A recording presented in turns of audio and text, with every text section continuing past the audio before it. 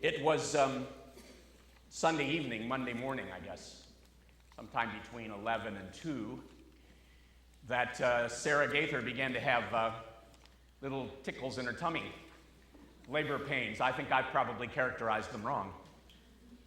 Joe and Sarah went to the hospital, to Akron General. They spent an hour or two there in the triage unit. They sent them home. Things were not regular enough. Things were not strong enough.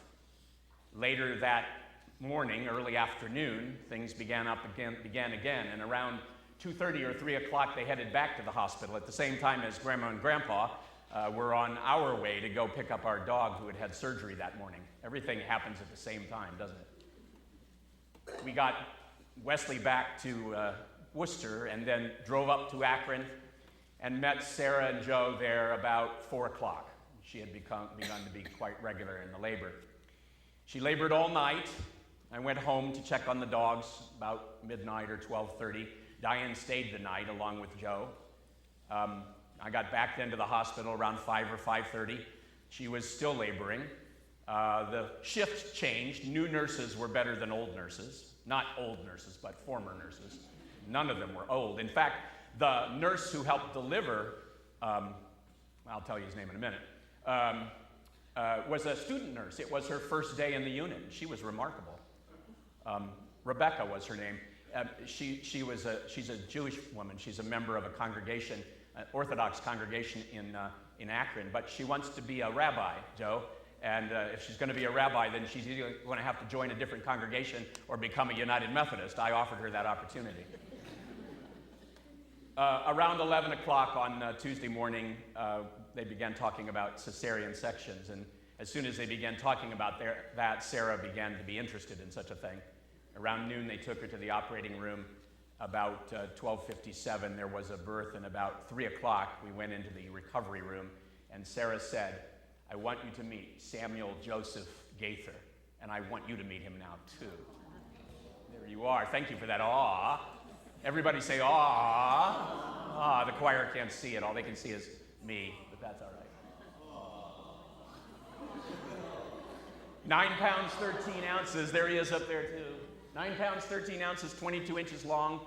Has already outgrown most of the newborn stuff that we had bought him, and he will be headed to school next week. It's been a long time coming. Did I tell you I was going to have a grandson?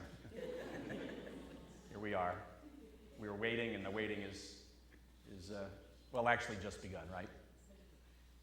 Several years ago, during the Christmas season, someone bought me one of those desk calendars, the perpetual kind that you can use year after year after year. It's called Church Chuckles, and I kind of like it because every so often I need a chuckle, and it's on my desk, reminding me that sometimes churches can be funny places and sometimes not so funny. But nevertheless, earlier this month, in fact, the day before Sam was born, I came across a panel that seems to me to be very appropriate to this occasion, to this time when we gather on this first Sunday of Advent. It features a picture of a little girl looking very, very cute, and the caption reads this way. She says, "Dear God, you don't have to worry about me.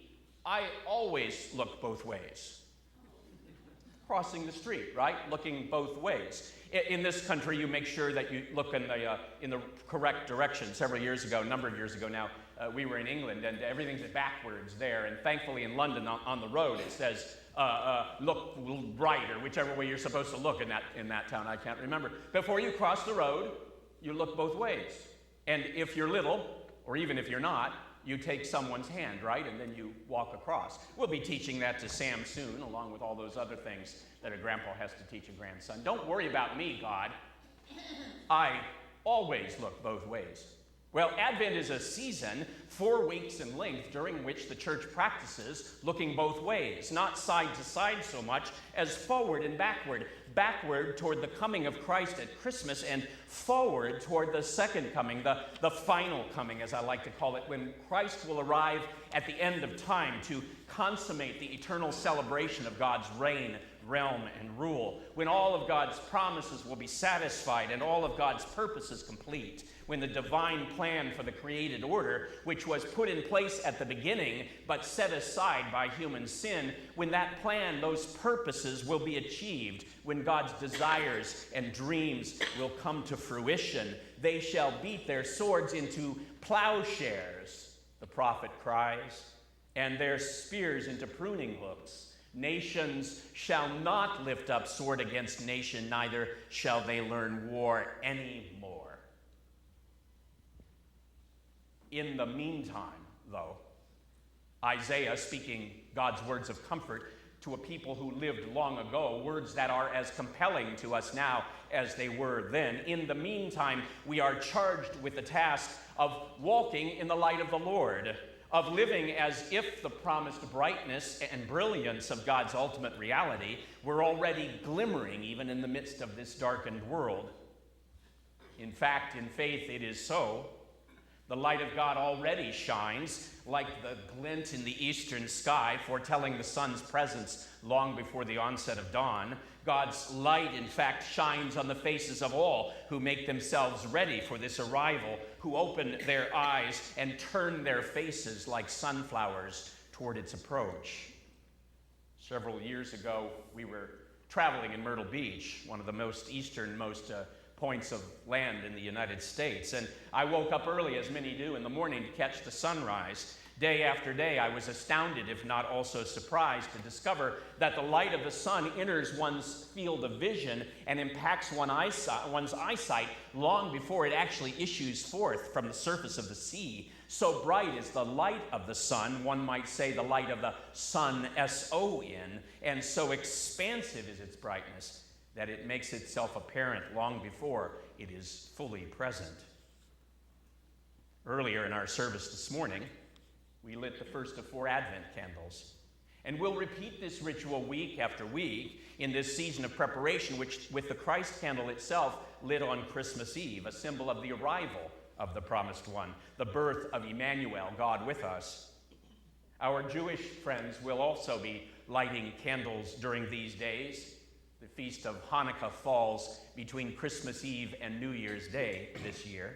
8 lights of the menorah, reminding God's people of the 8 days of light, which were issued forth from the Jerusalem temple in the midst of a time of persecution, in spite of a dearth of oil.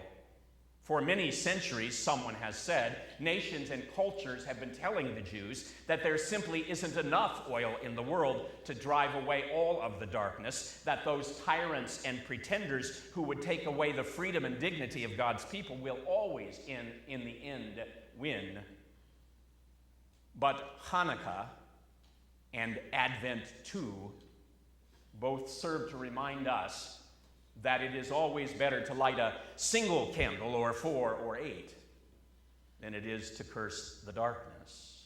Still, in spite of the fact that these Advent candles will be lit one by one to mark the passage of time in this season of waiting, these days of looking forward with eyes wide open to the coming of Christ at the end of time, in spite of this, we know that God is already here, present in this place and space where we gather to worship and to work season after season. And we know as well that God makes God's self known to us and to others in the lives that we live and the loves that we share as disciples of Jesus Christ, a love which we show toward one another and toward all those others who come our way, those whom we are called to make disciples so that the world might be transformed. We reveal the presence of the light in the midst of a world of darkness here when we feed folk through meals together, when we welcome folk to our church and to our Sunday school, when we visit those who are lonely and pray for those who are sick and care for those who are dying, bringing and bearing to them the gifts of this and every season. I want to publicly thank the members of this congregation for the gift bag that was given to me to give to my daughter, to give to our grandson. What a loving congregation. You don't even know these folks. I barely know Sam. And yet we have included Sam and his parents in our love. All of these actions and activities shown toward others are stirred up by our awareness of God's love for us, a love which is undeserved and unexpected. And our loving words and deeds further work to drive the darkness away and to reveal the light that steadily shines just beyond the horizon. You know what time it is, Paul writes in his Romans letter. He's speaking not about chronos, about chronology, but about kairos, about God-filled time. Not what time is it, as in it is about 11:42, which in fact is exactly what it says on my script right here. That was pretty good timing. Not that sort of time, but rather the sort of time that comes in the sentence, it's time to get to the hospital. It's time to have this baby. You know, he writes, how it is now the moment for you to wake from sleep. Sleepers awake. He's not chiding people for sleeping in church or sleeping when they should be awake. He's reminding you that on that morning, that special day when you wake up early in the morning and realize that it's your birthday, it's time to get going. You've all had that feeling. The time is near. The hours are short. The night is nearly gone. Our lives are precious gifts, gifts granted to us by a loving God who longs to love us in return, a God who calls us to love and to live, as if we were imminently and intensely aware of the arrival of the Messiah, the Emmanuel, the one who is to come. For we who have been baptized have in fact put on Christ, put on his life, his death, his resurrection, that life which he made possible for us and for all on Easter Day. And we have been invited as well to gather with all God's saints at the table of the Lord and to share in the elements of a feast which foreshadows and foresees that which we will eat and drink together at the table of God's heavenly banquet. This is my body, says the host for this feast, given for you. This is my blood shed for you. And as his body, as persons who have been given the gift of life through the shed blood of Jesus Christ, we are enabled and ennobled to live as men, women, and children who have already seen, already heard, already sensed, already known that the Son of Man is coming at an unexpected hour.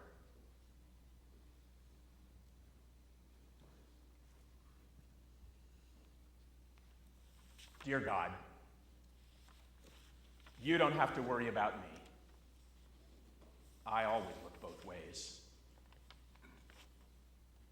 May we be among those who would keep our eyes open during this season, open wide in both directions, so that we might come to see the light of the Lord, that which shines all around us, even in the face of the deepest night.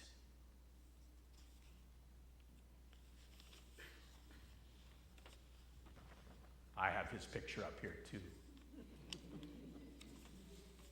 Samuel Joseph Gaither, 9 pounds, 13 ounces.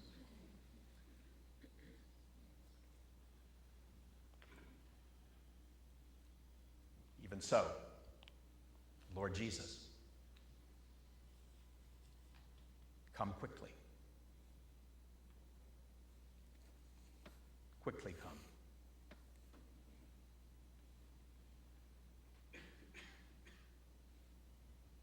Amen.